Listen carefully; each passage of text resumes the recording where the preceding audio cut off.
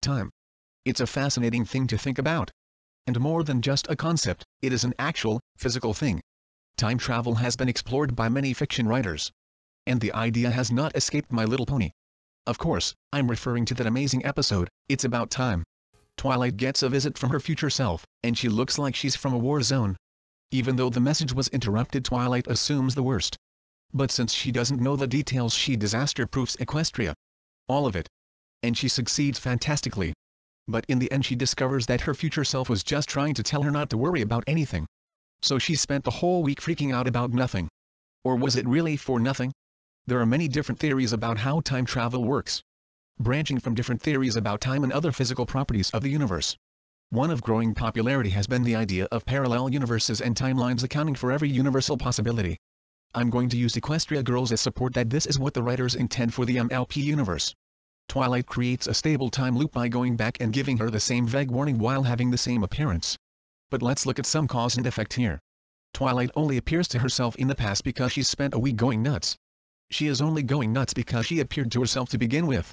So what happens if she never appeared to herself? Then she would just go on, having a normal week, and not freaking out. Since this is how the week should have been, this means that something has to get the ball rolling. Something had to happen to start this loop. Something had to occur to make Twilight look like she'd been in a war zone, and make her want to warn her past self. We see two notable things in the episode that would have occurred in the timeline whether Twilight was warned or not. A dam breaking is no small matter. It's very likely that the disaster-proofing caught that when it would not have been otherwise. But the big one was the escape of Cerberus, and him leaving the gates of Tartarus unguarded. What is that thing? That's Cerberus! He's supposed to be guarding the gates of Tartarus. But if he's here, then all the ancient evil creatures that have been imprisoned there can escape and destroy Equestria! Destroy Equestria? When he shows up in Ponyville, they are already all on high alert status and ready to jump on any problem that shows up. What might have happened if they weren't prepared to handle it right then and there like they were? What if Fluttershy wasn't present when he was first discovered? It was a very volatile situation where anything could have gone wrong. But due to the right ponies being in the right place at the right time, everything was fine. These observations might indicate that the original timeline was a bit more grim than what we see. Possibly grim enough that Twilight would want to warn her past self about them. A few other things in the episode support this. First of all, statistically speaking, the events that resulted in Twilight's future appearance. If the writers were trying to be even slightly realistic, there is virtually no chance of all those occurring. So if they were trying to be realistic, this sequence is only likely if it is selected from infinite possibilities by the universe itself. Similar to the concept behind a quantum computer. On top of just logic, there are a few things that stick out in the episode itself. The first we see is the guards and Celestia's complete lack of suspicion or curiosity at Twilight's behavior. The second one is the moral of the episode itself. The first time I saw the episode I thought something about Twilight's lesson didn't sit quite right.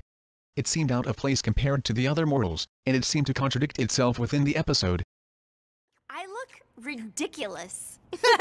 Yeah, you do! And it's all because I couldn't stop worrying and let the future handle itself. Well, not anymore. From now on, I'm gonna solve problems as they come, and stop worrying about every little thing. That's great! So she learned to not worry about the future. However, someone else learns a lesson this episode. You're right, Pinky. Oh, my stomach! I think it's all that ice cream. I thought the stomachache would be Future Spike's problem. But now I am Future Spike.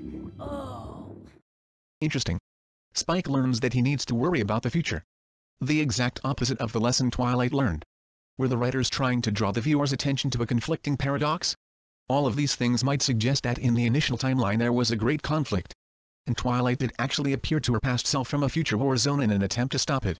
But in order to prevent self-terminating events, only a possible chain of events were allowed to exist.